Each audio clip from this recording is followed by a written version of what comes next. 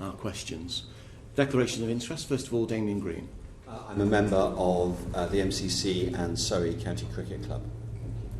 As chair, I declare that I'm the chair of Lords and Commons Cricket Club. Also, I attended events as part of the events research programme with the ECB and with Surrey County Cricket Club. Anyone else? Good morning, Mr. Rafiq. Thank you very much for joining us. Good morning. Please just tell us in your own words what you think went wrong at Yorkshire County Cricket Club for you. First of all, thanks for giving me this opportunity to talk about my story and what I went through over a long period of time at the club. Look, I was a young kid from Pakistan, living in Barnsley, with a dream to represent England. Pretty early on at the club, I joined a dressing room full of my heroes, Michael Vaughan, Matthew Hoggard, part of the 2005 Ashes team, and it was just the most surreal moment for me. I entered that dressing room.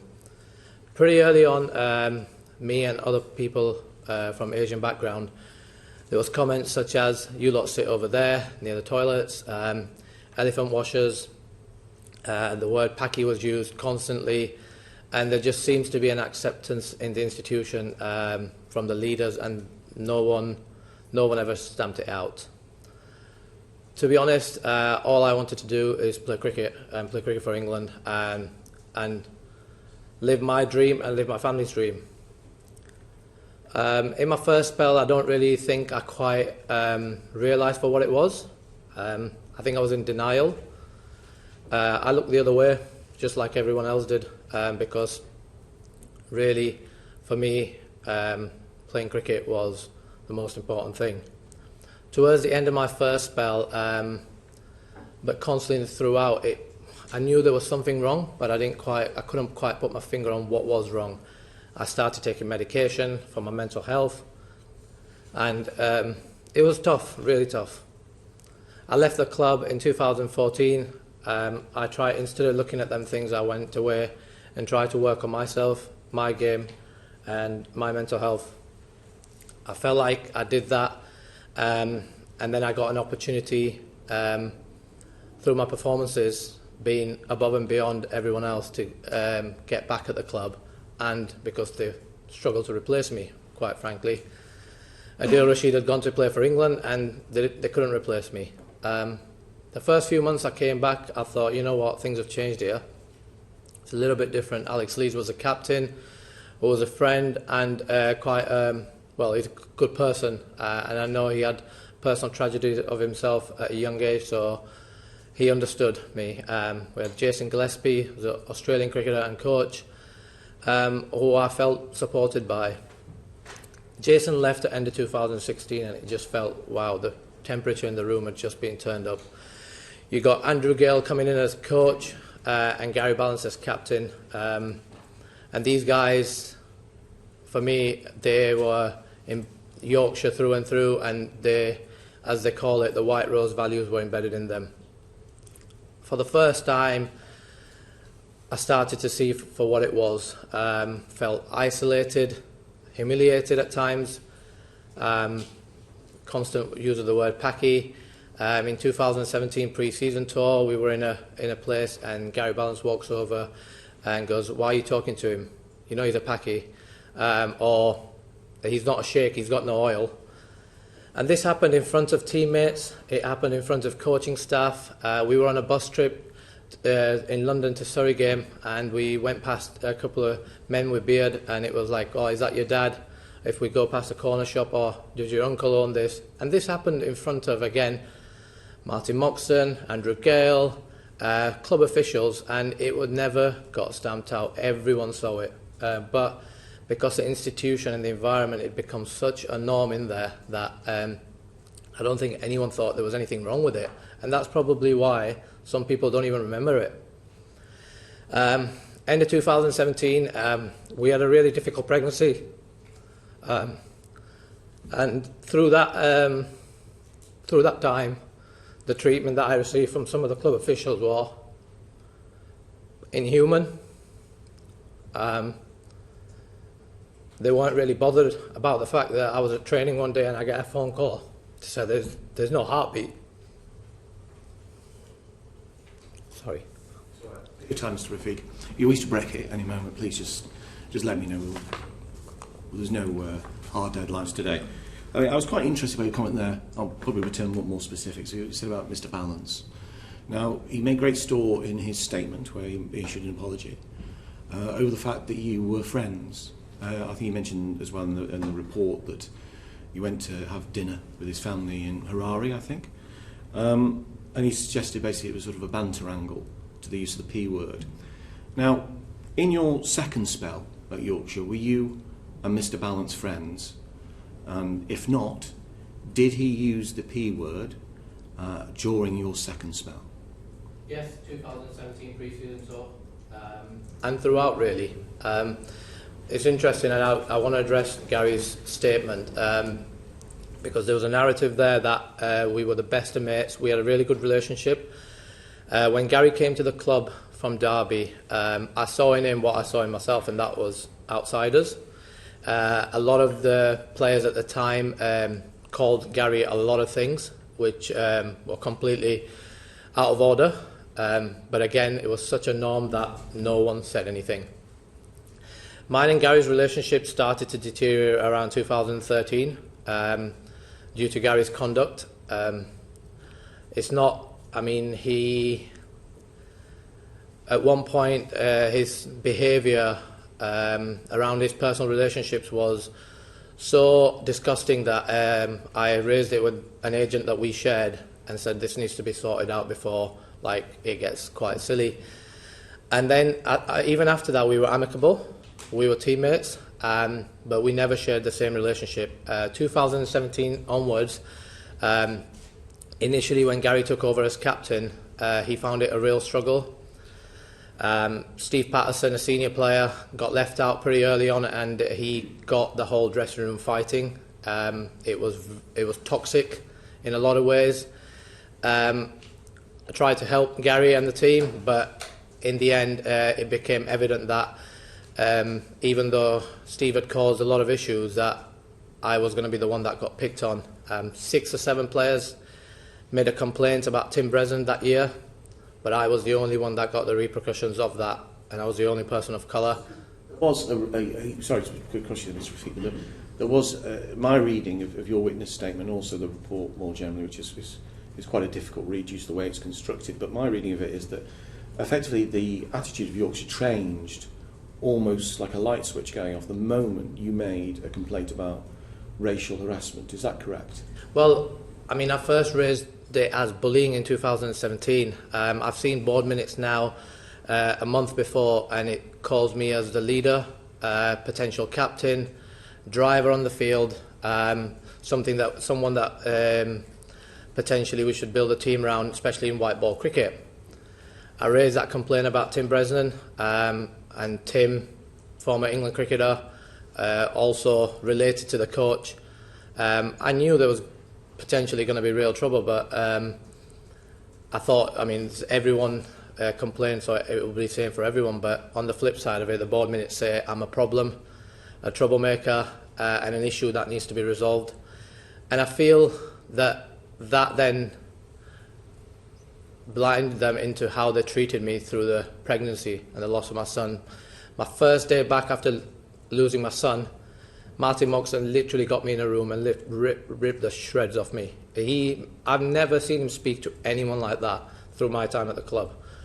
And I couldn't believe it. And really, me raising the complaints that I did at the time internally, reporting mechanisms, I raised it with the National Asian Cricket Council, I raised it with the PCA, with my PDM, who I thought, Personal Development Manager, Okay. who I thought was on my side until I read the internal emails. I raised it with the Inclusivity and Diversity board member. I went to his house, Hanif Malik, and literally cried my eyes out. And he said to me that he's going to deal with this and he doesn't need the job. 4 days later, I got a message from him that he's going to let Mark Arthur know that I've been, just to be transparent. The subject data access request actually showed that the minute I left his house, he rang Mark and informed him of everything before the meeting I had with Mark the next day. Now, in terms of the handling of your complaint, I mean, obviously, there's huge issues there in terms of the internal handling. The fact that your identity was revealed to the individual you were complaining about, presumably, which is against practice. But also, what are your views about the report and the way in which it's structured? Because I understand it was a law firm who Mr. Hutton, I believe, used to work for, conducted the inquiry, and then the panel, which oversaw that inquiry, effectively some members of those had to step down, and 3 members were left. And reading the report, it's a bit of sort of a Venn diagram of stupidity, actually, in the way in which it's structured, because you've got sort of like moments where in which hearsay is effectively given. For example, Zimba is presumed to be racist while the P word is not. That's an example of the sort of thinking that goes on in this report, and the way in which it also tends to have the panel contradicting the law firm and vice versa. What are your views about how that was handled, and basically, what did you think when you first sort of clapped eyes on it? I mean, I only got it a week ago. Yeah. Seems like some people that had been accused, upheld stuff against, got my stuff before I even got it, and they used the platform at the Daily Telegraph to show the world that. From the offset, what I wanted to do is try and talk about the institution, try and talk about what I went through, and try and present my evidence in a way that it can be seen as, look, there's things that are not right and we can really all learn from it, and what's happened to me has happened. It'll never change.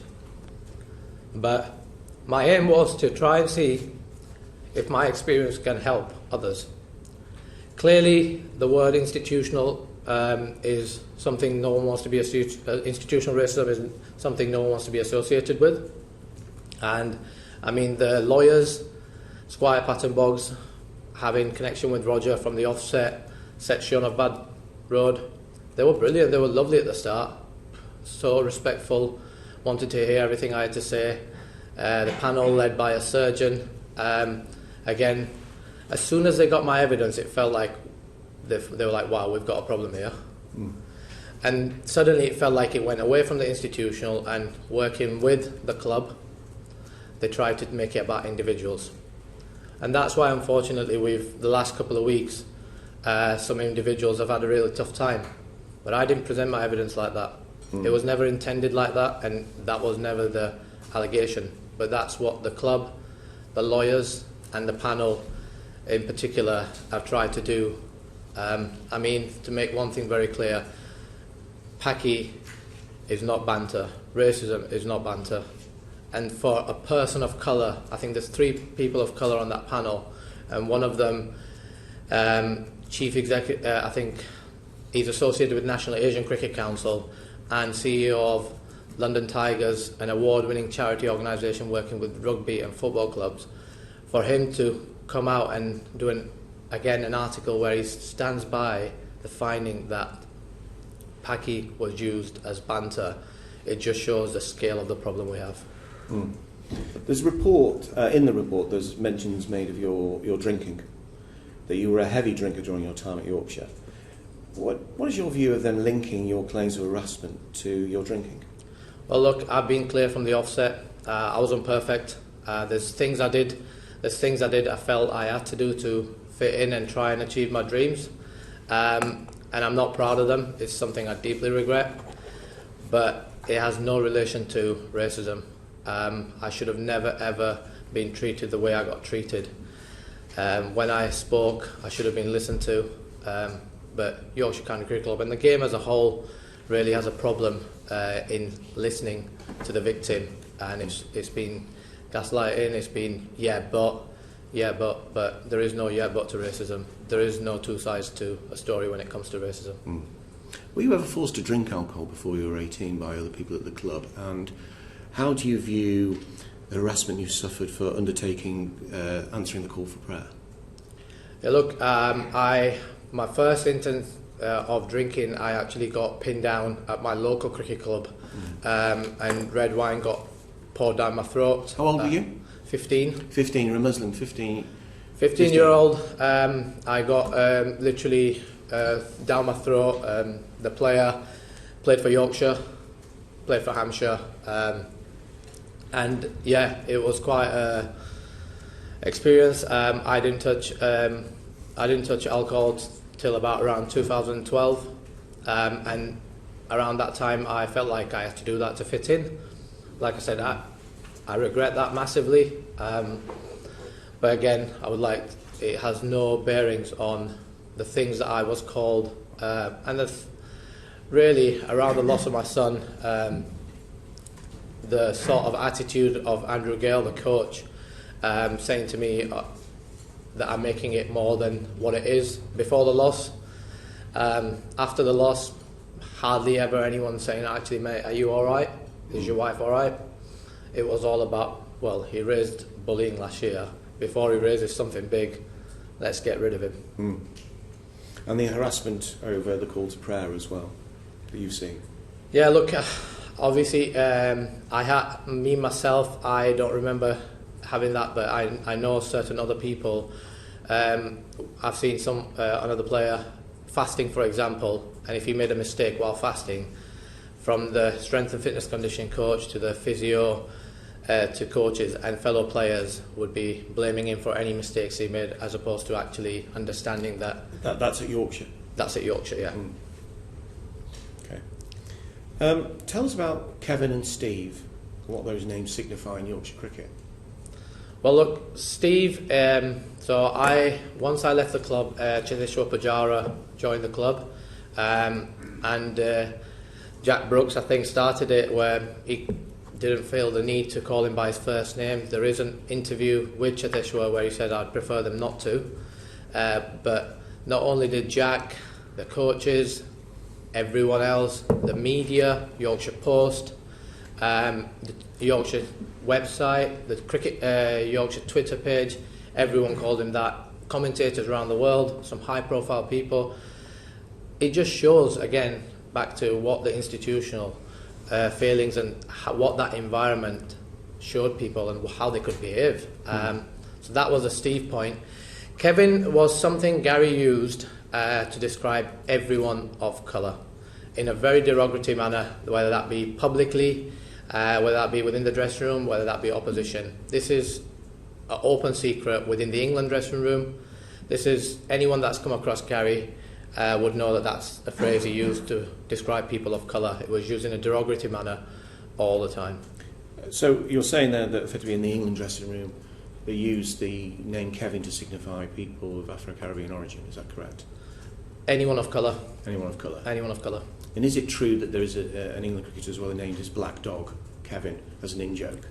Yeah, that is true, because Gary and Alex Hales at the time got really close to each other when they played for England together, and that's my understanding. Obviously I wasn't present in that dressing room, but that's why I understand that Alex went on to name his dog Kevin because it was black. How do you view that? Well, it's disgusting, to be honest, how much of a joke it was. As I said, till right at the end, I was in complete denial as to what was going on. It was only around back end of 2017, and when I lost my son, I went, you know what, hold on a minute. I've seen other players have family tragedies and get support beyond measure, and I've just carried my son from the hospital to the graveyard, and how I'm getting treated here is not right. And to me, it became very clear that even myself, that I'd been looking the other way. And there's a real problem here, not just Yorkshire, throughout the country. And I'm going to be the one that's going to speak about this. Thank you. Azeem, you just mentioned, obviously, not just Yorkshire. We know we've seen instances, reports with Essex very recently. Obviously, there's rumours always fly around about other counties as well. So, would you be fair to say that what you've seen in Yorkshire, is it on the grapevine, in fact, is it replicated in other counties? Without a shadow of a doubt. This is a problem up and down the country. I think I would like to see it as progress, that people are feeling like they can come forward and they're going to be heard and not just be discredited, smeared about, briefed about. I think I would see that as a progress.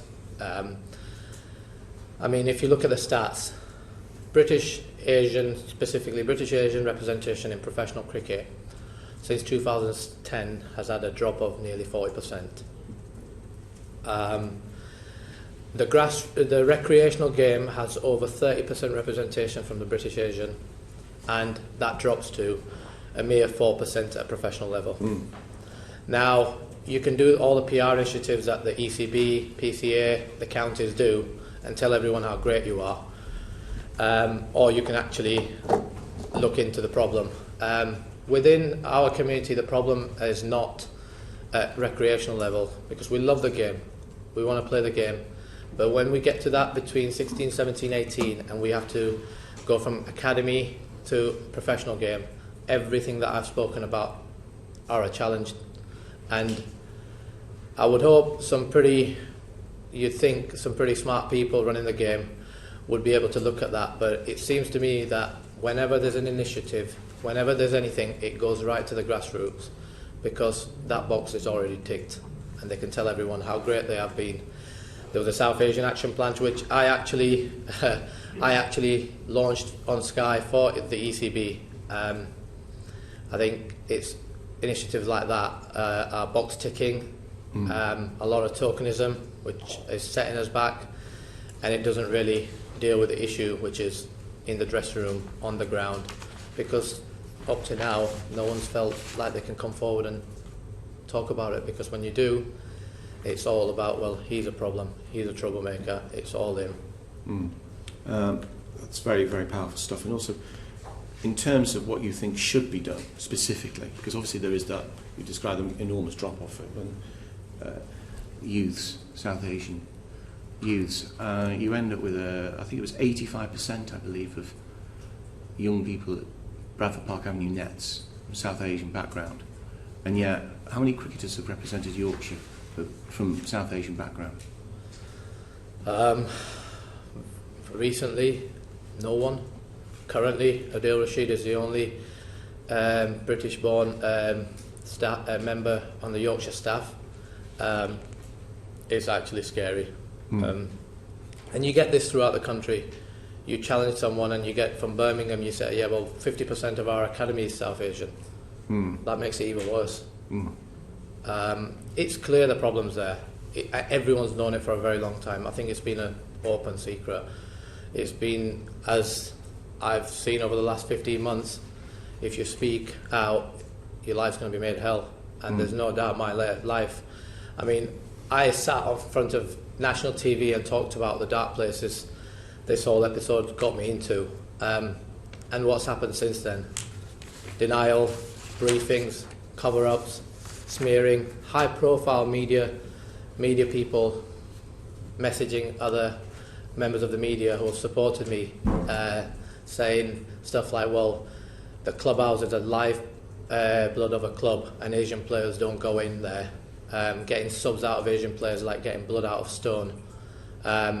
And then personally, this guy doesn't even know me, has never spent any time with me. He's talking about my personal drinking, going out and socialising. Was that Mr. Pugh in his article? No, that was David Lloyd.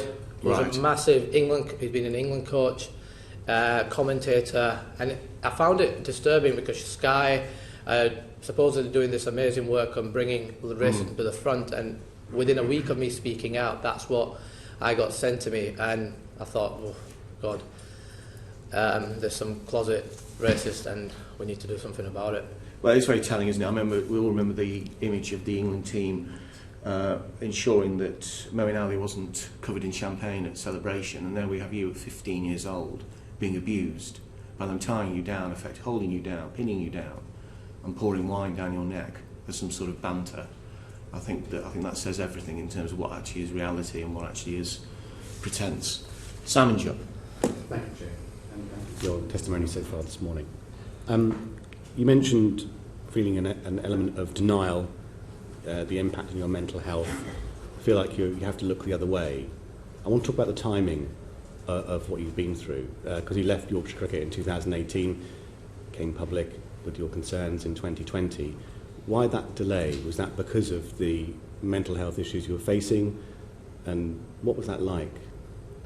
Yeah, look, at the time when I left, I had, I think, 4 or 5 months left on my contract. I was encouraged to sign a confidentiality form and take a sum of money, which I refused, which at that time would have been a lot of money for me. I knew my wife was struggling. I knew I was struggling. There was no way mentally I could have even considered putting myself through this trauma. I actually left the country. I went to Pakistan. I never wanted to come back. Take your time, don't worry. How did you summon the strength to do this then? Because you've been exceptionally brave coming forward and saying what you've said. And I know how difficult that would have been, with the amount of media attention you've had and everything else. So how do you summon the strength to do this? I don't know. I've got a bit of Karachi and a bit of Banza in me. I know that the pain that I went through for them few months, no one can ever put me through that pain again. I had an interview about my new business. I got asked a question and I got emotional. I said everything. Even at that point, I genuinely thought that there might be some humanity left in some of these individuals. But no, there was. The initial response was, well, he's not talking about Yorkshire. He hasn't mentioned them.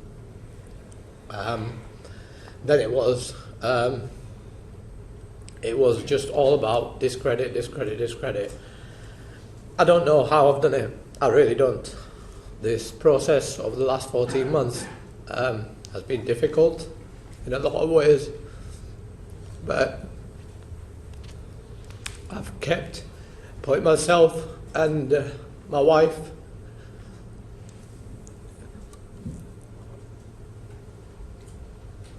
Would you like to take a break, Mr. Rafiq, for a moment or two? Please. Yeah. We'll adjourn for 5 minutes. Order.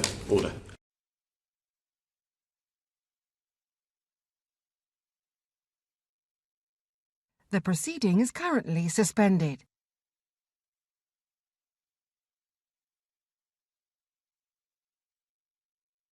The proceeding is currently suspended.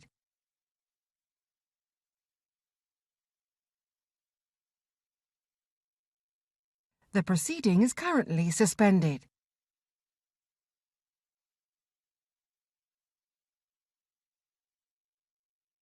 The proceeding is currently suspended.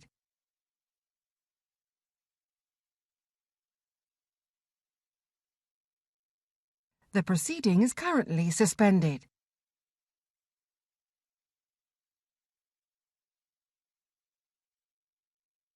The proceeding is currently suspended.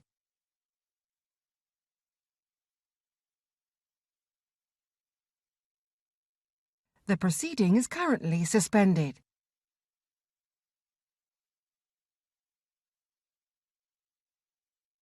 The proceeding is currently suspended.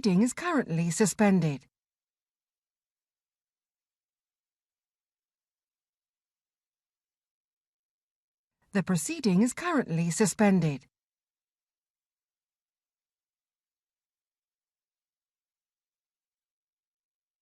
The proceeding is currently suspended.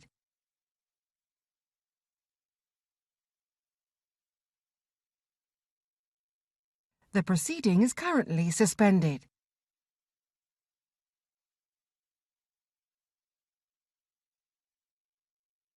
The proceeding is currently suspended.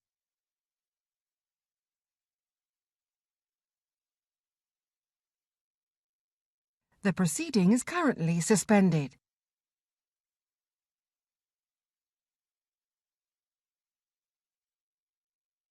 The proceeding is currently suspended.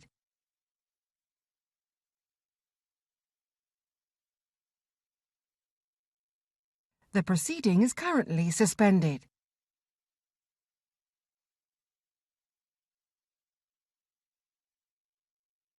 The proceeding is currently suspended.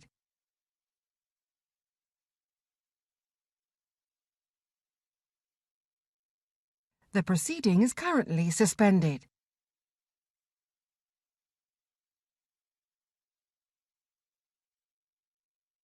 The proceeding is currently suspended.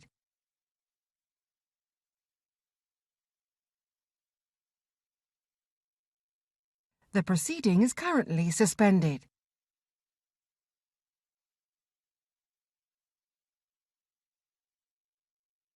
The proceeding is currently suspended.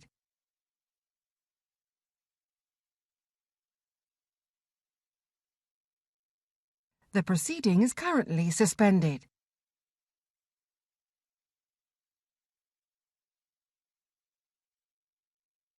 The proceeding is currently suspended.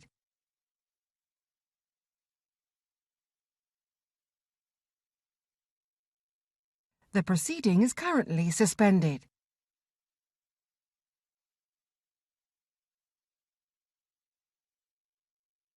The proceeding is currently suspended.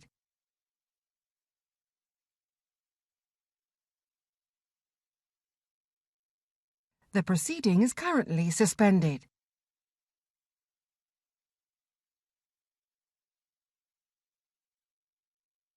The proceeding is currently suspended.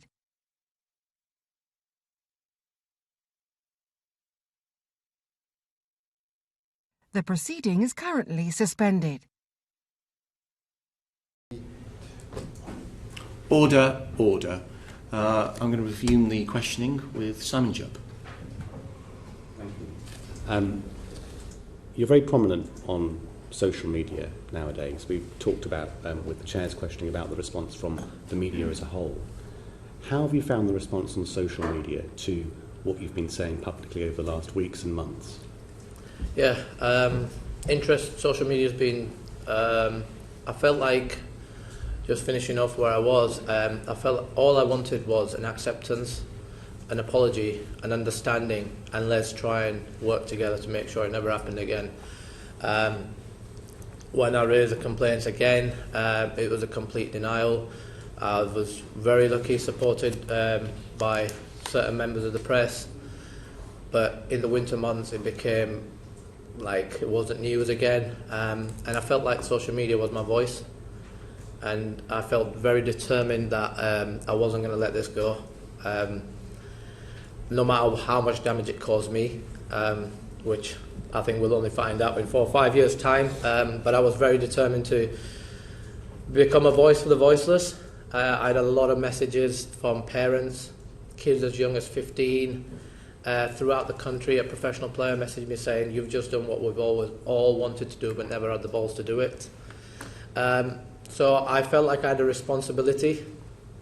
Look, with social media comes the negative side of it as well.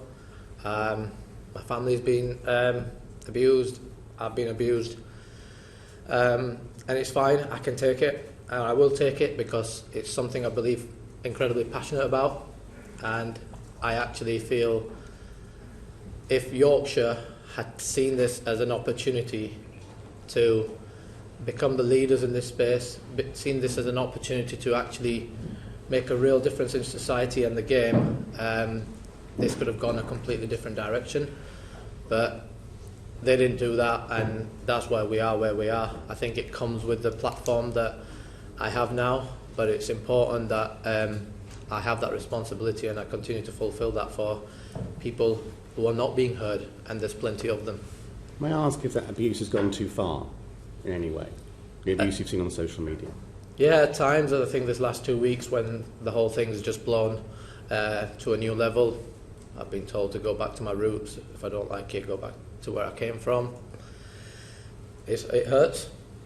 Generally, what I do want to put on record is that I'm very thankful for all the support I've received, because I've received a hell of a lot of support on social media.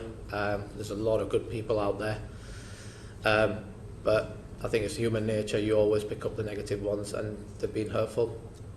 It's worthwhile never reading your notifications on Twitter. I'll hand back to the Chair at that point. Damien Green. Thank you, Chair. Good morning. You paint a terrible picture of life in the Yorkshire dressing room and around the club, perhaps particularly in your younger years. Why did you go back there after you left once? Yeah, so look, and I'm glad you've asked me this, because it's something I've been asked a lot on social media. In my first spell, there was instances that happened that I didn't really see it for what they were. I was in denial. Like I said, I knew there was something that wasn't right, but I didn't quite know what it was. And to go with that, why did I go back? To be honest, start of 2016, I started really well. I was training with Derbyshire. They didn't have the finances to offer me a contract, and I was in a position where putting food on the table was really difficult, and I genuinely had no other option but to go and try and fulfil not only my dream but my family's dream. And that's just the honest why I went back. But more importantly, I think I was in denial right up to 2017. And one thing I want to talk about is for a person of colour to actually start accepting that you're being treated differently because of your race, religion, is actually quite a tough thing to take. Because then after that, you're always like, why? You just want answers, but you never get answers. So, and I didn't want to believe it, but when it became pretty evident around the loss of my son, I was like, look, I can't keep looking the other way. I've got to speak about this. And yeah, that's the situation really. So you almost went back knowing that there was this niggling problem that you needed to confront. Well, not really. Like I said, until 2017, I didn't really know for what it was. I was in denial, and this is how I presented my evidence as well. The thing was, for me, was right at the end, the last year and a half. And then when I presented my evidence, I talked about instances that took place throughout my time which show it as institutional. But right up to 2017, I didn't believe it, and nor did I ever want to believe it and even look at the issue to what it was. And even in 2017, I reported it as bullying, because for me to actually believe that I was being treated in this way because of my colour or race was quite a difficult thing to digest, and it affects me to this day. So you say it's institutional in Yorkshire. Do you think it's institutional in cricket more widely? Yes, I do. And is that from experience when you obviously play other counties and so on, or indeed when you're playing club cricket? It's just infuses the whole game, does it? I think the stats, we rely a lot on data in today's society. I think that back it up. I think other people's experiences now, and I know off the record I have had enough people talk about experiences up and down the country. It's not just at Yorkshire. And I think here the ECB's got to take a bit of responsibility as well. It's all well and good everyone throwing the book at Yorkshire. It is still my club, and whether people believe or not, I still have a sense of wanting to make sure that it's not just everyone throws a book at Yorkshire, because this is a problem up and down the country. And ECB, it's ECB's game. They're the regulators. It's their funding, and I think their actions in the last few years of the T-shirts and I mean even around taking the knee, they were one of the first sporting teams to just stop. Whatever people's opinions is on that, it would have kept the conversation going. So I think ECB needs to take a lot of responsibility, bring a lot of things in-house, and stop palming off responsibility to advisory bodies such as the National Asian Cricket Council, because all I see that is just, well, separation, start of separation as well. South Asians can be dealt with them, we'll deal with everyone else. So you think that in other, particularly sort of, if you like, urban counties, it's a contradiction in terms, but you know what I mean, it's sort of the big urban areas where there will be a large concentration of young cricketers in minorities, that there is still the kind of casual, unthinking racism that you describe so eloquently all over the place, and that's why the stats are as they are. You think that's the root of it? I think that is the problem, that my experience is not just limited to me. And that is the problem, but that's a problem that ECB, the PCA, the counties have never wanted to deal with. I'd like an answer for that, because they've got enough evidence there to show them that that's the problem. Is it that They've just never really wanted to deal with that problem because they don't want representation from South Asian community on what it really should be from the talent that comes out from there. That's an answer for them. Okay, and one final question, if I may, Chairman, just about Yorkshire. One of the, and I take the point that you want to talk about the institution rather than individuals, but recently Joe Root has said in response to this that he can say that at no stage has he heard any racist conversations sort of in the dressing room or around Yorkshire. Do you find that statement credible? Yeah, look, to be clear, Root is a good man. He's never engaged in racist language. I found it hurtful because Ruti was not only Gary's housemate, Ruti was involved before he started playing for England. He was involved in a lot of them socialising nights out where I'd been called the Paki. But again, it just shows, and he might not remember it, but it just shows how normal it was in that environment, in that institution, that even a good man like him doesn't see it for what it is. Yeah, it was strange, but like I said, it's the environment and the institution that made it such a norm that people don't remember it. And it's not going to affect Joe. It's something I remember every day, but I don't expect Joe to. Yeah. Okay, thank you very much. Thank you. Kevin Brennan. Thank you, Chair. Thank you, Mr. Rafiq, for your testimony this morning. I must say, I had no idea that Kevin was a term that could be used as racial abuse. How, when did that start, and how prevalent and widespread is that in cricket? Well, it's a term that's used by Gary. Gary started this term. I don't have a knowledge of where and how, but it was something used in a derogatory manner for people of colour. You mentioned earlier on that Gary Balance was someone who displayed, and the phrase you used, which I assume is a very strong Yorkshire cricketer, white rose values. Did you mean that in a derogatory way when you said that? And what did you mean by that? Well, a couple of days ago, I seen that 14 members of the staff signed a letter to the board a month ago that they should have come out and discredited me and attacked me for my personal behaviours, and that I didn't share the White Rose values. I mean, if the White Rose values means that you're racist, then yeah, I didn't share them values. And look, the institution, whether it wants to accept it or not, there's enough. Imran Khan in '99 talked about it. Terry Rooney, an MP in 2004, talked about it. It's been an open secret. We've got a statement from someone as far as 30 years back. We've had someone speak to us off the record and nearly come forward a couple of times about incidents in '92 that involves people who are coaches now, but they were players then. So if the White Rose values, because I don't know what the White Rose values are, but if it involves racism, yeah, I don't share them. Obviously, Gary Balance has issued an apology about his behaviour, saying it was I think the phrase he used was a friendly verbal attack. What do you make of that?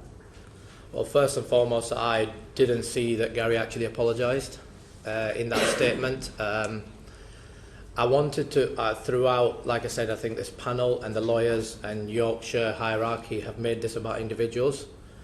I want to make sure that it doesn't become about that, but I think all I've ever, and even on the day that Gary got named, I actually tried for him not to get named, because I knew once people start getting named it would become an uncomfortable place for a lot of people, and individuals are going to have a tough time, but I think the responsibility here and for where we are at the hands of Yorkshire Chief Executive Mark Arthur, Martin Moxon, and the lawyers, Squire Patton Boggs, and I think the panel, as people who have read the report, it's staggering. There's a lot of things in there which beggars belief, and I mean, I hope the report can be published so people, not only the people who were perpetrators, but the people who have excused this sort of behaviour, can be held accountable.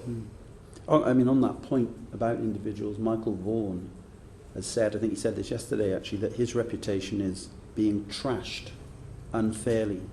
What's your reaction to that? I think it's important on Michael that we don't make it all about Michael. Look, it was a long time ago. Michael might not remember it, as I said about earlier, because it doesn't mean anything to him. But three of us, myself, Adele and Rana, we remember it. I've spoke to Adele at length about this. And Michael to use this platform at the Daily Telegraph to try and discredit before even anything being spoken about was, again, he clearly had a snippet of my statement. I was promised that when I make allegations about people, it will be put to them, and when the allegations are made about me, it will be put to me.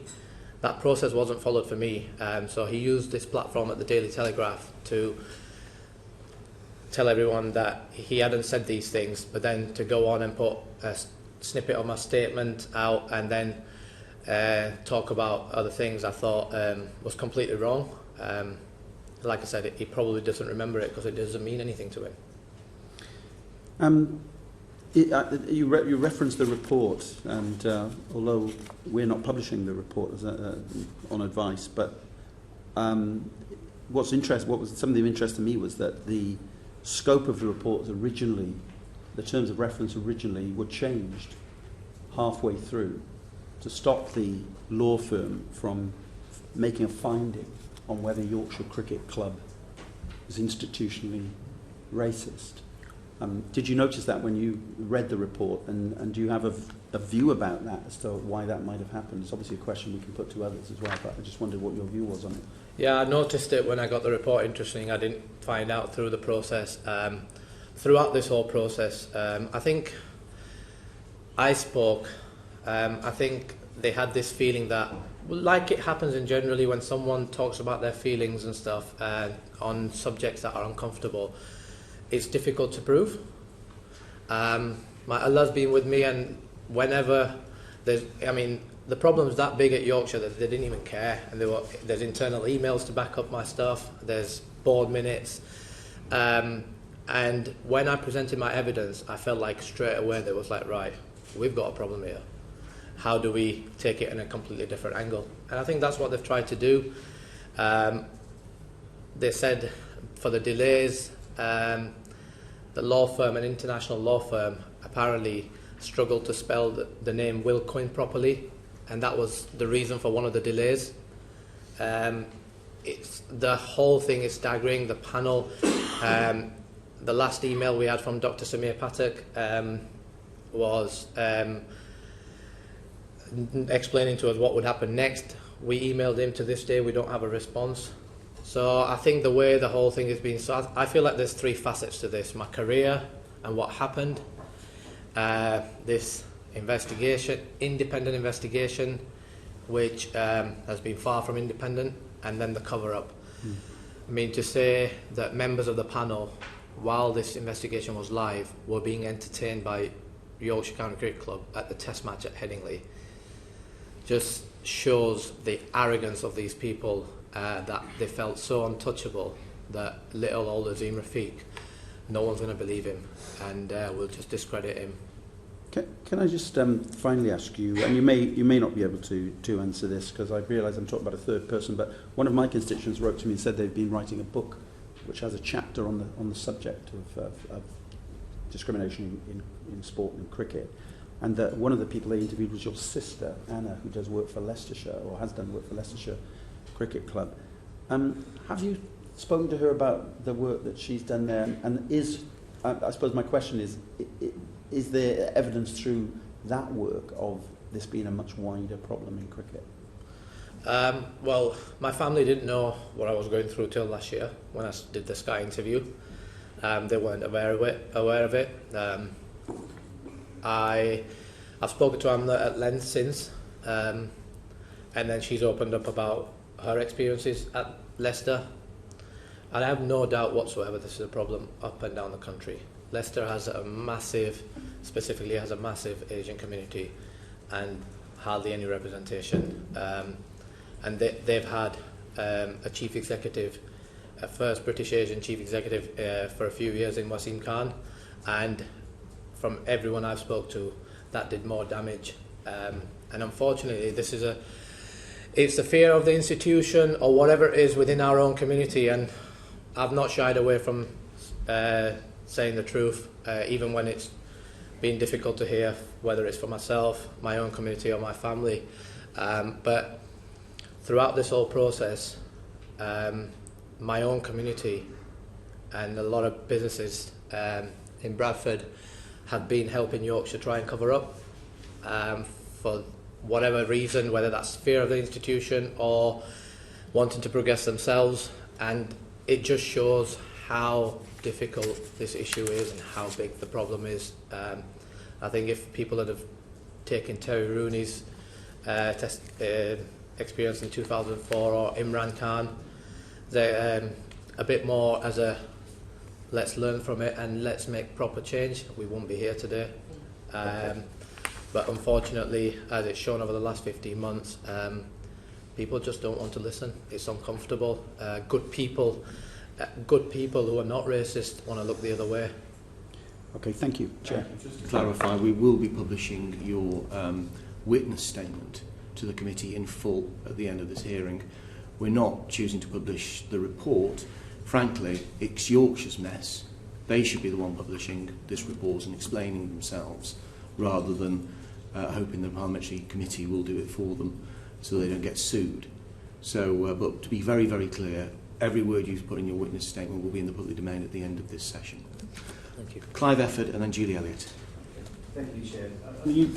Thanks for coming to give evidence today, Azeem. You've mentioned that you don't want this to be just a Yorkshire issue. You think it's wider in the game. You've just answered that you think there are issues at Leicestershire, for instance. So, but you went to Derby for a period where you seem to have had a happy experience. So, could you just tell us a little bit about what your experience there was and how widespread you feel that this problem is within the game of cricket and beyond, actually, because other sports like football have similar problems in the higher echelons of football. We don't see the representation that we do on the pitch. What are your comments? I had the most enjoyable month on loan at Derby. From the minute I got there, the captain and the coach made me feel welcomed, valued. I have nothing but good words to say about my time at Derby, but it was only a short time. I don't know what the dealings is below the level, but representation again there is in short. But I can't speak highly enough of my little stint there for a month.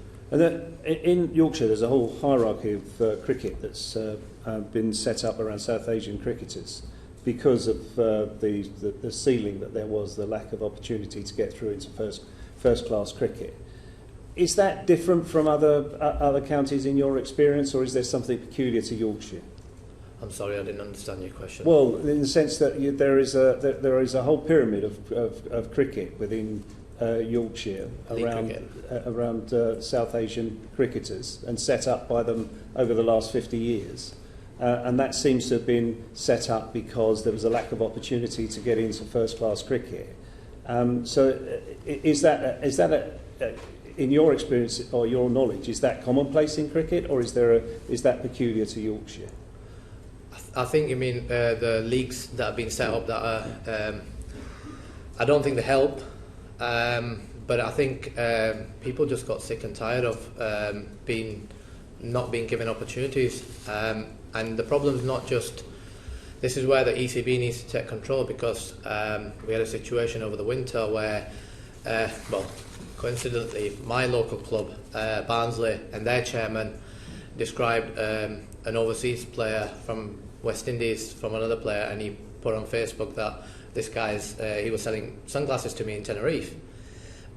So the problem actually is right at the bottom, and it needs the ECB to look where their money's going and make sure that people responsible for young kids coming into the game at an early age are educated for what's right and wrong. And I think for too long the ECB has not done enough. So can I just ask you about the ECB, because this whole situation in Yorkshire has been in the open for quite some time. Were you approached at all by the ECB when you made your complaints known? Yeah, so when George DeBell published his article, I had a phone call from Tom Harrison. I subsequently had a Zoom call with him. I felt like he was listening,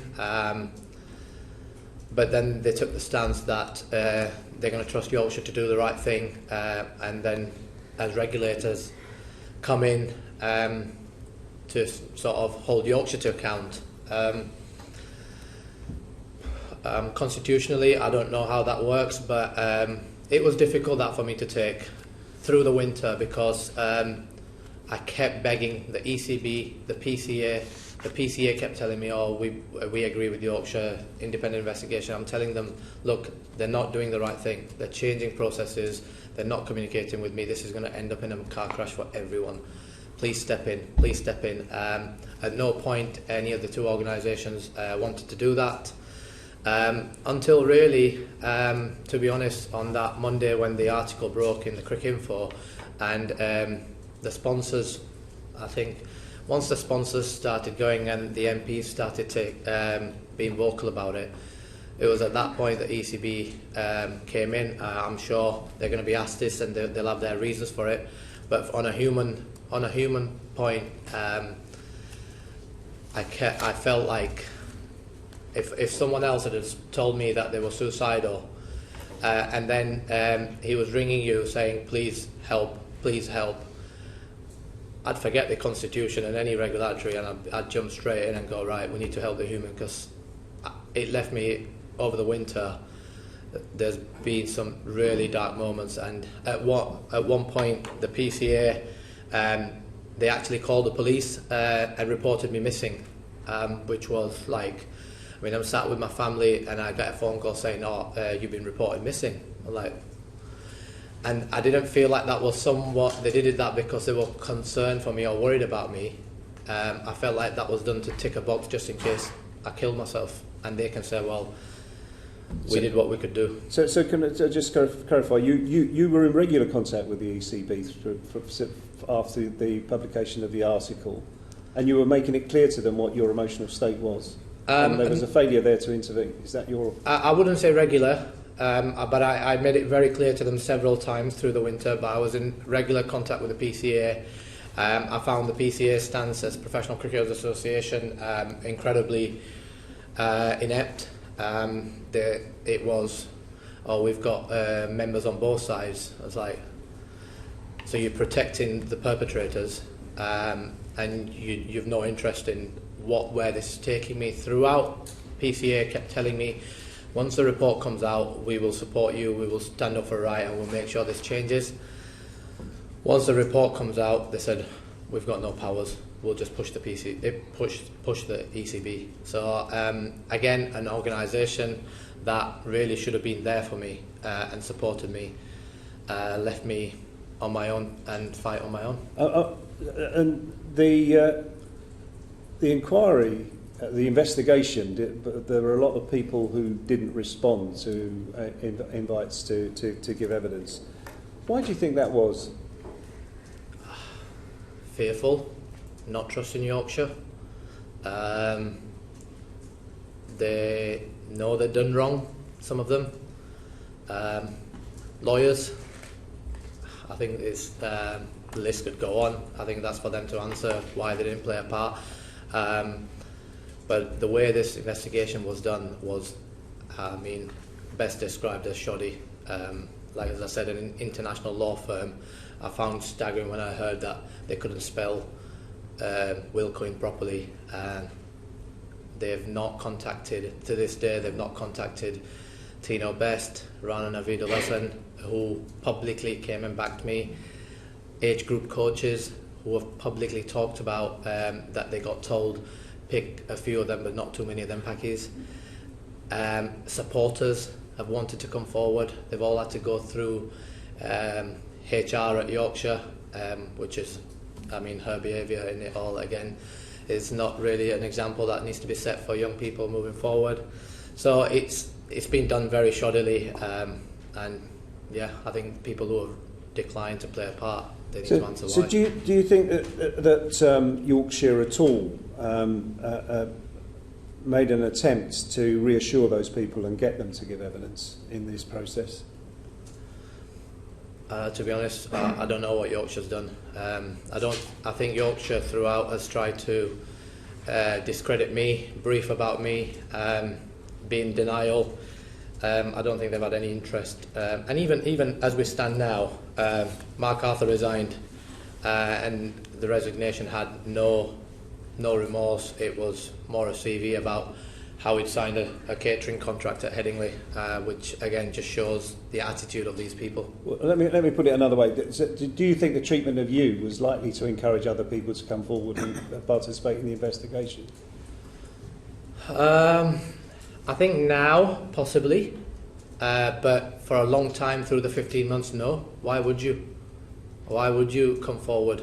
Your family gets brought into it. Your wife gets nailed on social media. Your sister's life's made hell. Your dad is ill, suffering. Why would you? And last question, just given how widespread and open you've described the racism at Yorkshire, how could in your opinion, do you think the people at the top of the cricket club could have possibly been unaware of the level of racism that was taking place in the club? Look, I think from the minute they come in, so people who have been there come in as 16-year-old players, they just see their seniors behave in that manner and they think that's acceptable. No one's ever said to them, stop. I think they could have had that excuse before I spoke to them, but I think after I spoke to them there is no excuse that they weren't unaware. I made it perfectly clear in as much detail as I possibly could what I had felt and what other people had felt, but look, other people are still fearful of coming forward, even at Yorkshire, but yeah, I think to say that they were unaware would be an excuse for them, and I think we need to get away from looking for excuses for any of these individuals. Thank you. Thank you, Chair, and thank you very much for coming and talking to us today. I want to start by just actually quoting something back you said earlier in evidence, where you said, it's only little Azeem Rafiq, no one will believe him. Can I just say, I believe you, and I'm sure this committee believes you, so don't for a second think that we don't believe you. And I think most decent people actually in this country believe you. But I want to, you've talked a lot about some of the things, some of the apologies that you clearly don't feel are real apologies that a number of people have said, and you don't want to talk about individuals, that's fair enough. Have any of the people, whether the people discussed here or the people who've given these kind of apologies, actually reached out to you privately and apologised to you personally? After my Sky interview the next morning, I took a phone call from Matthew Hoggard, and he just basically said, look, I didn't realise, I'm really sorry if some of the comments I made you feel the way you've described it. I just want to apologise. And you know what? When someone does that, I was like, mate, thank you, really appreciate it. I bumped into a friend a few months after, and he just said, look, we didn't realise we were having that effect on you. If you'd have said to us, we would have stopped. So I'm really sorry, and both of them two people, I was very appreciative of the apology, because really that's all I wanted, an acceptance, an apology. I'd like to ask Martin Moxon, still to this day, why he felt like that was the right thing to do after the loss of my son. But apart from that, all I've ever wanted is some sort of acceptance, an apology, and let's work together to make sure it doesn't happen to my kids, and I can let my kid go and play cricket. Because that, this committee have looked at racism in other sports over the years I've been on this committee, and other issues, whether it's equal pay or discrimination on the grounds of gender, all sorts of issues we've tackled in sport. And part of the problem is sometimes when people are confronted, if they actually just say, we had no idea, we're really sorry, and start to do something about it. But from what you've been saying to us today, in general, that has not happened, really. People have not, they've known, and tell me if I'm describing this wrong, but my interpretation of what you've been telling us is they've thought, oh, we've got a problem and that sponsors are disappearing, you know, people are looking at us, but not actually acknowledging that they've got a problem in the way they've been behaving and at a senior level the way they've been managing cricket. Is that right? Have I got that right? Yeah, that's it really. I just don't think the game wants to listen, and that's the wider game. I've heard counties running around trying to ring South Asian players to see if they can offer them some roles somewhere in the hope that no one comes forward and talks about their experience. If the game as a whole had taken the approach of, well, what Lord Patel's done is a hotline, a whistleblower hotline. I think once people being listened to, I think there's a quick rush to move forward. I think before we move forward, the game needs to listen to a lot of people that have suffered a lot of abuse up and down the country. And I think till it starts listening to that and hearing it, as opposed to going, yeah, but we can't move forward. And I think that's the first step towards it, what Lord Patel's already put in at Yorkshire, and I think I would encourage every county and the ECB to do the same. You're absolutely right. And can I just contrast the way you've been treated at Yorkshire Cricket compared to your everyday life? I mean, we know there is a problem with racism in our society. Thank goodness I don't think it's anywhere near what is going on in cricket, but there is a problem. Can you just contrast, you know, your everyday life compared to what you've experienced there, what you've experienced in everyday life? It sounds to me as if this is in a completely different league. None of it's acceptable, but is that a fair assessment of where we are? Yeah, look, my everyday life for as long as I've known it's just been cricket. It'd be difficult for me to compare, but I think cricket and professional sport in general, it's a lot worse than society. Again, the thing that I hear a lot is, yeah, but it's a societal problem. Cricket is part of the same society. If we make changes within cricket, we're making changes as a society. It's such a cop-out to go, yeah, but it's a societal problem. Every one of us is responsible for the society that we live in. So instead of palming it off to other people, if we look and actually, cricket is where I was, cricket is where ECB is, instead of saying, oh, it's a societal problem, we need to sort that first. No, let's sort out where we are every day, and hopefully that will have the impact in society in the long term anyway. And finally, you've mentioned the PCA a few times, who should be there to protect you and give you advice and support. What do you think's gone wrong there? Because clearly they're not doing that, and it's absolutely inappropriate to say we've got people on either side. It's quite common in the trade union world or any representational world that you represent people on all sides, but that doesn't stop you representing and supporting people. It sounds to me as if they have really just walked away from the problem. Could you describe a little about how the PCA have behaved?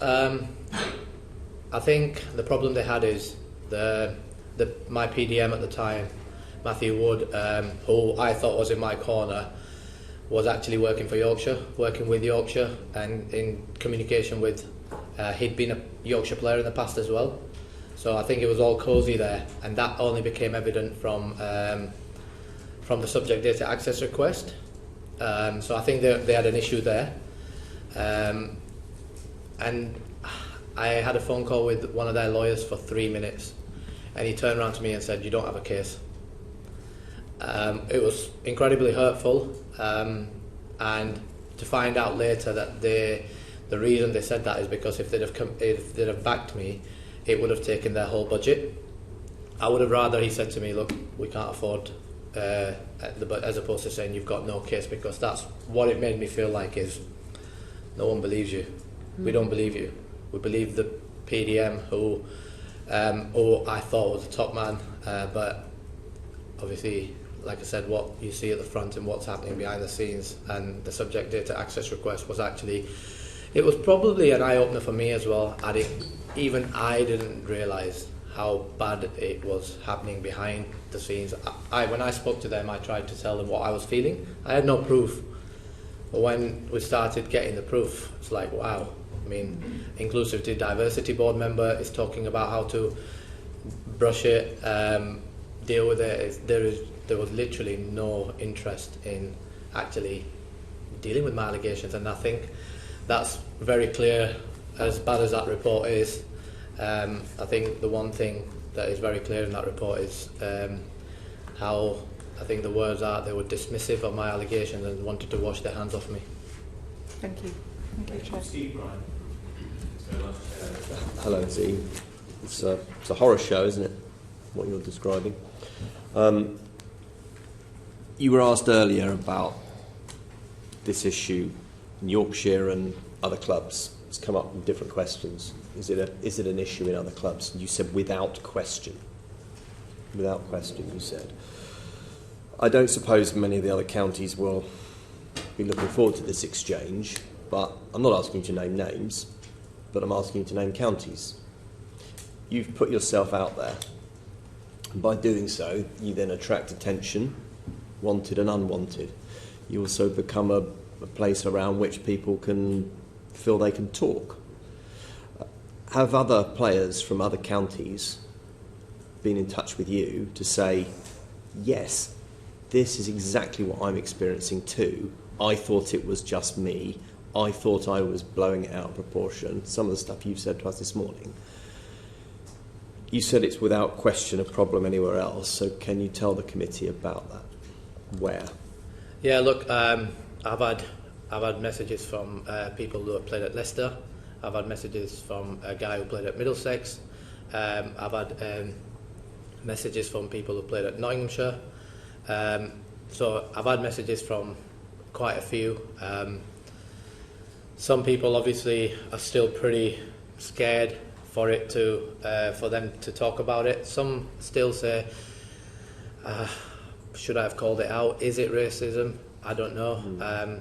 I think the one recurrence is the word Paki was used a lot. Right. I think that the gentleman that spoke recently about after 9/11 being called a bomber, Maurice Chambers spoke out from Essex yesterday about misfielding in fielding drill and saying it's the black thing. Eat this banana, you fucking monkey, stuff like that. It's pretty clear it's there. Some people are still pretty scared, and they are at the really early stages of their career. So some people are pretty scared, but some people are on an earlier stage of the journey. You know, you said, is it just bullying? You know, am I blowing it out of proportion? And then eventually you realised what it was. So do you find that you've become a bit of a mentor to others then, who are saying, you know, maybe it's just bullying, maybe I've got this wrong? Are you then able to talk to them and say, well, does it sound familiar? Is it eerily familiar, the thing you're hearing from those clubs you've mentioned? I want to become the voice for the voiceless. I want to try and help people that are suffering this without it getting to a point where it's got for me. I want to help young players coming in the game, getting them ready for the challenges, but actually counties to change their environments and cultures so these people can achieve their dreams. My dream, I wasn't able to achieve it. I've tried to stay away throughout the process in talking about my cricket, but it was, I think with the stats and stuff around 2017, it was pretty clear that I had the ability and with my captaincy skills to go right to the top, but these instances, these experiences really weighed down on me, and I think the last 15 months will show that I can deal with a lot from the outside, but when it's the inside, it eats me and it kills me. Some of the things that have hurt me the most has been the PCA, who I thought would be in my corner, certain members of the South Asian community. So I think it's important that now that I have been brave or stupid, whatever you want to call it, to stand up to an institution, and hold them to account. I want to try and help the young lads who are wanting to achieve their dreams prepare better, but hopefully we can actually get the institutions to change so they don't have to, they can be respected. So then on that thought, you gave the stats earlier about the youth game into the professional game, and they're striking, aren't they? They don't lie. Obviously, there's a tragedy for all those individuals who don't go from playing pretty good youth cricket, showing great promise in practicing, to playing professional game, and they've missed out on that. But so have you, right? Cricket is not my game. I don't know a lot about the game of cricket, but I know you were a good cricketer. So what does the England cricket club, the England cricket team, for instance, what have they missed out on from not having your services and not having the services of all those thousands of other young boys and girls who maybe have been put off and not gone through to play and achieve their potential? What have we missed out on? How many more Ashes might we have won? A hell of a lot of talent, a better representation of the country. I think missed out on a lot, really, to be honest. There's a lot of cricketers, a lot of Asian cricketers that have been subject to this, and not just Asian, black cricketers as well. I think the representation of black cricketers within professional cricket right now is actually worrying from where it was. And I think the game, ECB, really needs to look at that and start doing something tangible to make them changes as opposed to some PR initiatives. Yeah, okay. I'm just going to come back to the personal finally, but just because I was asking you about other county teams, and you've become a rallying point for people to contact you, and you named a few counties from which people have contacted you. Have young people in other sports been in touch with you to say they recognise what you've said? Not young people. I've had people from other industries in different lines of work. I got an email from someone who works in for a big utility company, and the similarities were just same. It was all just the same, but I've not had young people from other sports. What about other sports, men and women playing elite sport? No, it's not something I've not heard from other sports, but like I said, I don't know how big the story has been or people are aware of it in other sports. I know when I was playing cricket, I didn't really know about anything else that was going on in the world. So then finally on that, and you may not find this easy to answer, but I'll ask it anyway. You're obviously quite an emotional person. You've been through an emotional time, and I don't blame you. It's emotional listening to your evidence this morning, and I think my colleagues would all concur with that. You've spoken a number of times about it was your dream and your family's dream for you to play this game. So growing up in Barnsley, what would you say to 10, 11-year-old boys in Barnsley and girls in Barnsley today, hearing this, reading this, who might have that same dream and whose family might have that same dream for them? What would you say to them?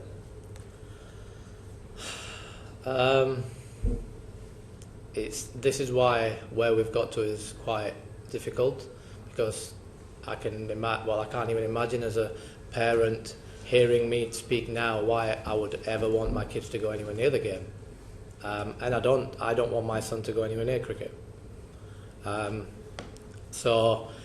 But I think this is where it's the ECB and the counties to show that they can actually use this as an opportunity for the change and get them parents to understand and show them that we've messed up, but we're going to do this, this and this and make sure it doesn't happen to your kid.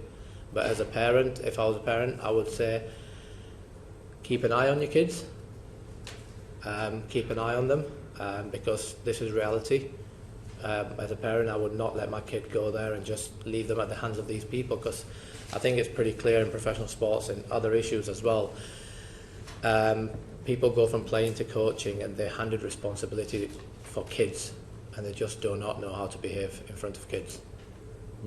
you obviously have a love-hate relationship with the game, but it was struck when you said Yorkshire's still my club. It's still your game, isn't it? So just in conclusion then, but by how many will we win the Ashes? 5-0. Excellent. I will leave it there, Chairman. That's the answer we wanted. Glenn McGrath. Thank you, Azeem. I think hell will freeze over before we win 5-0. Alex Davis-Jones. Thank you, Chair, and thank you, Mr.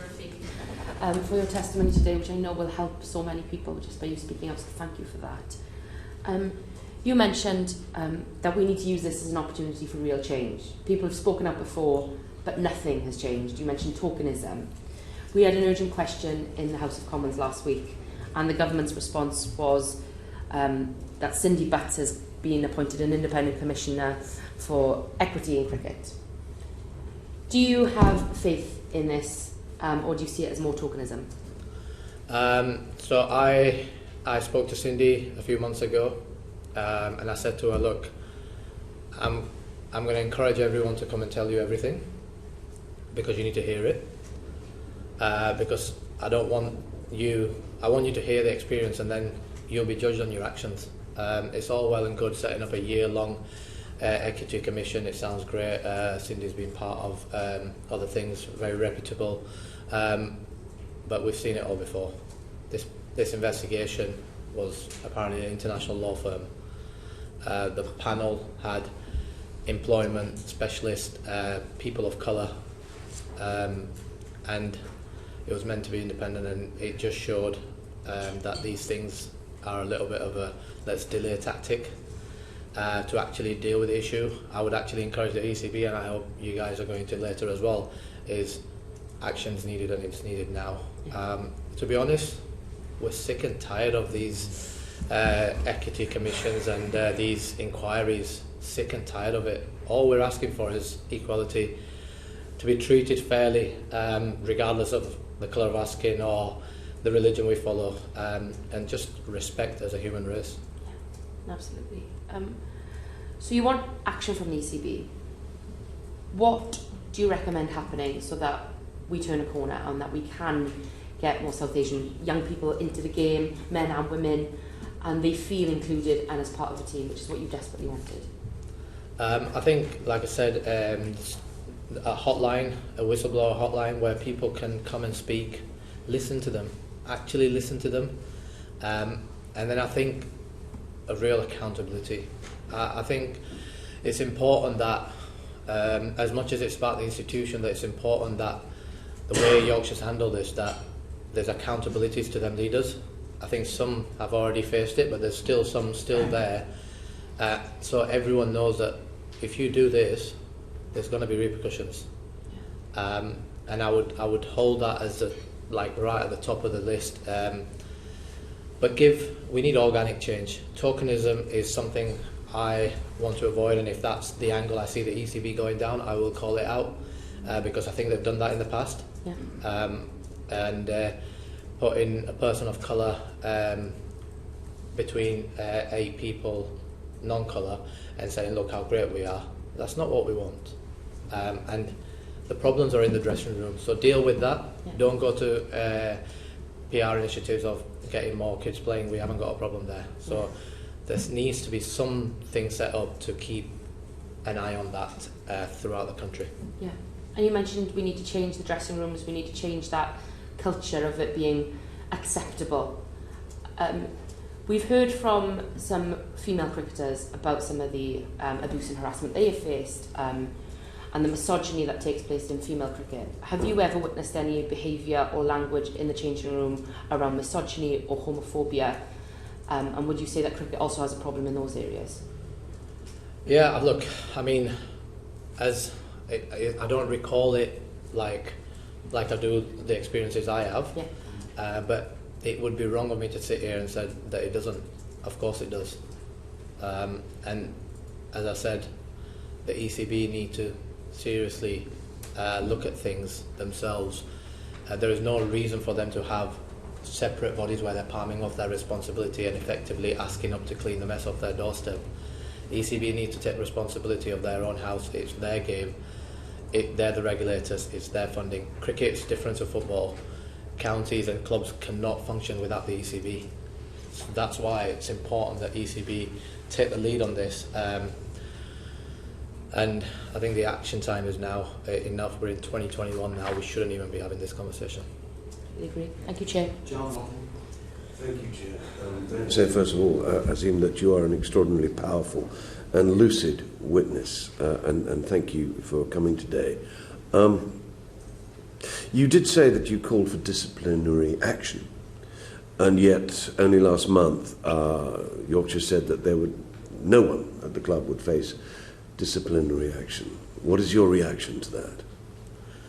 When I saw that post come up, I was staggered. I was like, I mean, at what point are these people, are they going to read the room? At what point are these people going to realise what they're doing? When I read it, I was angry.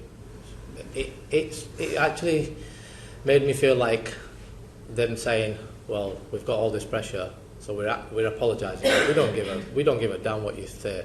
Middle of last year, again, while the investigation was live and they were aware of the allegations against Gary was made captain again. He was given a 3-year contract by these leaders while they knew all of this. And then I understand Roger had gone to members' forums and said to people that it didn't involve anyone at the club. So I think even as close as 2 weeks ago, they genuinely felt they could hide this. And I think that's what they tried to do throughout. And have you seen a shifting of position? I think they've been left with no option. I don't think they accept anything. I don't think Mark Arthur thinks he's done anything wrong. I don't think Martin feels he's in wrong in any way, or Andrew, or anyone else in that place. We talked about Michael earlier. He seems to have taken the same stance as the club. Deny. Yeah, I mean, I think they've been left with no choice because, and I want to thank the politicians for getting involved, and the media. Look, the sports press, the cricket media, there's some top people and they've not let the cause die down. Right, and earlier, as Steve Brown pointed out, you did say that it was my club, so clearly you have some affection for the club, and despite all you've been through, what would you say to the new chairman? What action would you like to see the new chairman take? Look, it is my club. I'm a cap player at that club. So it hurts me to where we've got, to be honest. I should have never had to get here. People who've been close to it will back this up. I have tried endless time to the detriment of myself, really, for this to not end up in what I see as a car crash. Kamlesh got reached out straight away.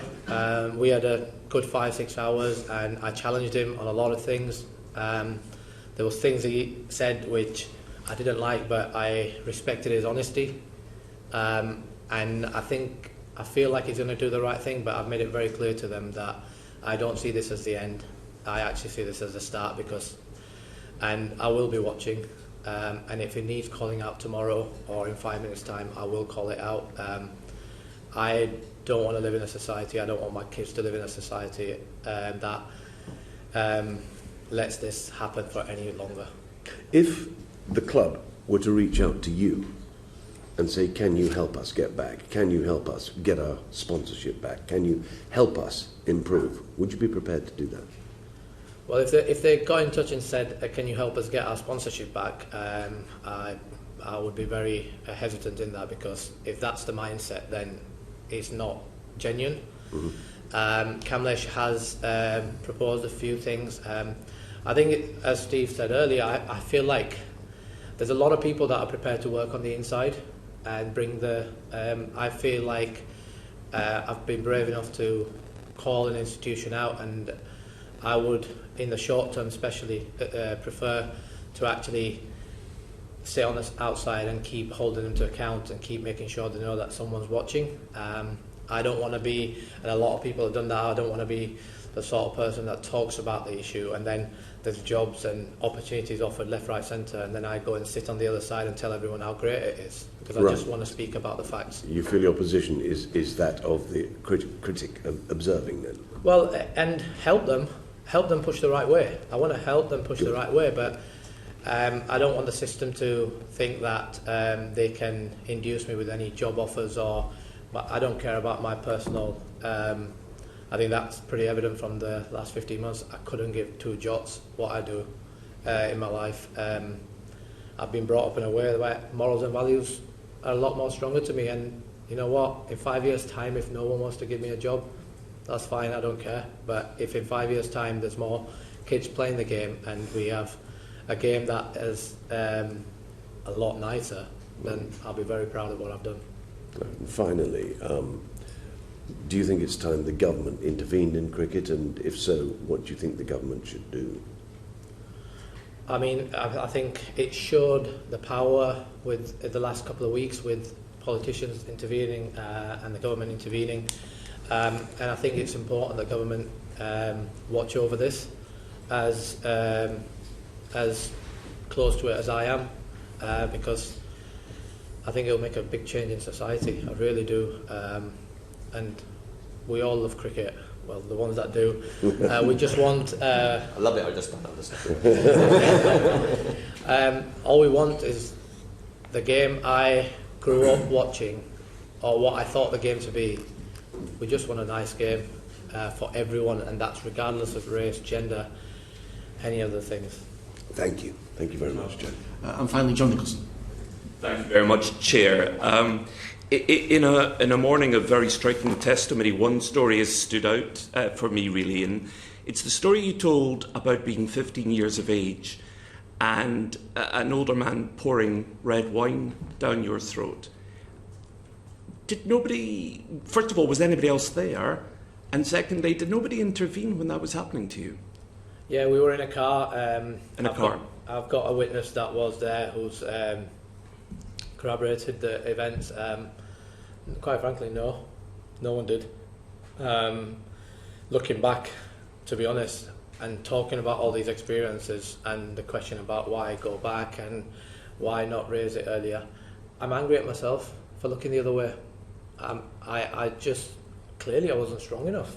Clearly I didn't have the I think strength. you're being too hard on yourself. You're only 15, and at 15 years of age, all of us do things to try and fit in. It's human nature. The adults in the room, or in this case the adults in the car, should have intervened. There are lots of scoundrels in the stories that you've told us today. Are there any heroes? Can you think of people who've stood up for you? Look, Tino Best, Rana Navid, Tino especially being involved in media, coming out and publicly backing me, could affect his future. Rana, he's a coach now. And at the time when the bullying was happening, did people stand up for you? Look, no. Nobody? Nobody. And I've talked That's about... extraordinary. So you're in the changing room, feeling isolated, subjected to bullying like this, having wine poured down your throat, as you told us, all the other things you've told us, and you can't remember a single person who stood up for you. No, and I think that's the institution. You had people that were openly racist, and then you had the bystanders, and a lot of people watched it happen, and no one felt like it was important, or because it was such a norm that no one felt strong enough to actually stand up and go, no, what are you doing? Stop. Do you think class was an issue as well as race? To be honest, I'm not sure on that. Because it's quite a posh game, isn't it? We know that you're more likely to play cricket if you go to public school. Scotland public schools, school for the public, but in English, in the English use of the word, posh private school, you're more likely to end up, aren't you, as a cricketer if you go to one of those schools? Well, again, I don't know the exact stats around it, but a gentleman's done a PhD around that, funded by the ECB, incidentally, but his research has been ignored. But in the last few years, I think there's a massive class divide, and you are, I don't know the exact terms, so I don't want to quote the numbers, but you are a lot more likely to, you're a lot more likely to be a professional cricketer if you go to a private school, but you're even more likely to be a professional cricketer if you're white and you go to a private school. You quoted some figures earlier on, which I thought were very striking, which is that amongst recreational cricketers, 30% are English Asians. But in the professional game, only 4% are English Asians. I mean, that's a shocking statistic, because it shows that there's lots of people out there who want to play cricket professionally, but they just can't get in to play cricket because of the colour. As I said, data, stats, they're pretty revealing.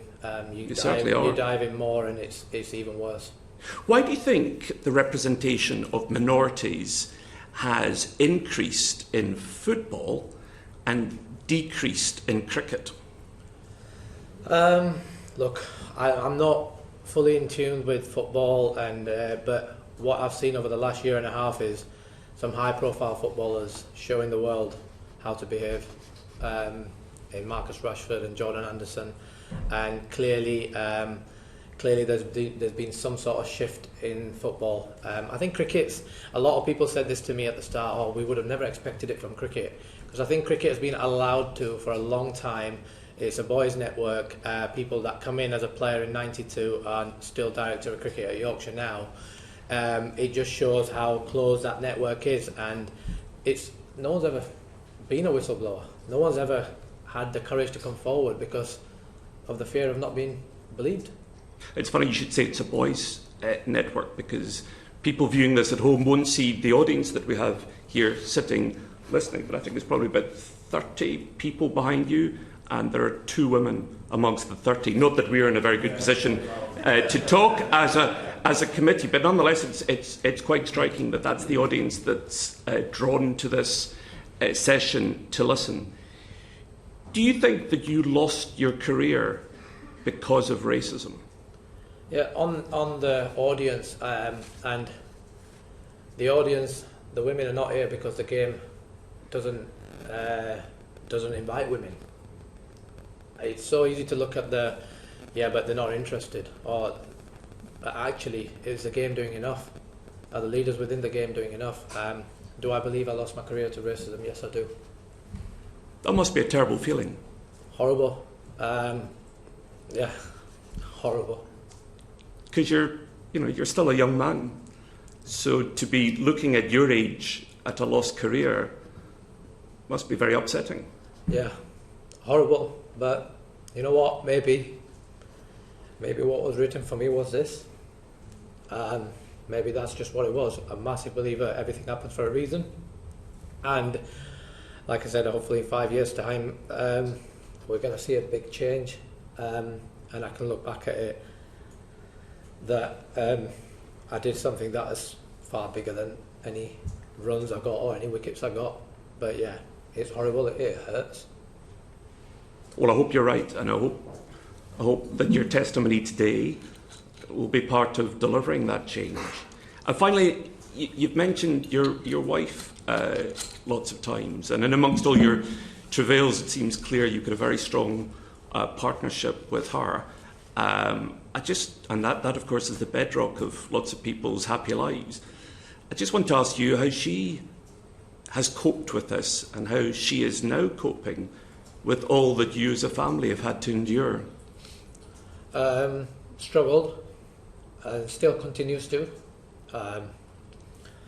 Over the last 15 months, we've got 2 young kids. One's just over 2 and one's about to turn 1. And they've not had a dad really, because all I've been worried about is Yorkshire going out to discredit me, and how I'm going to deal with it, and dealing with lawyers, dealing with press.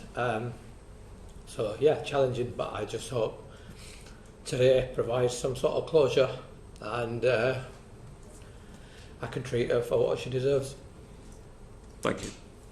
Thank you, John. Thank you, Azeem. It's been very interesting and very powerful today. That concludes our first panel. We're going to take a short adjournment of 2 minutes as we set up our second panel. Order, order.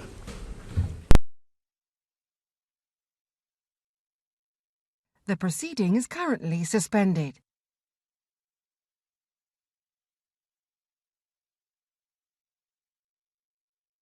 The proceeding is currently suspended.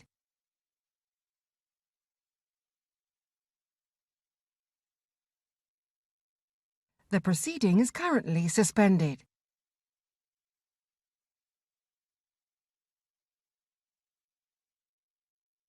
The proceeding is currently suspended.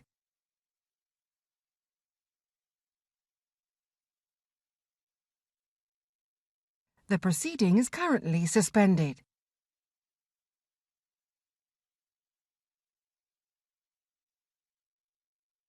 The proceeding is currently suspended.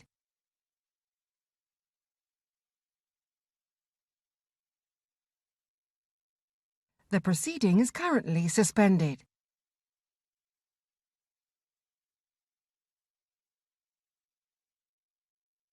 The proceeding is currently suspended.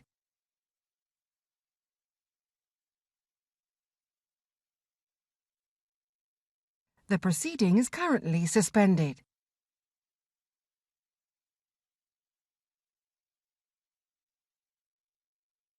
The proceeding is currently suspended.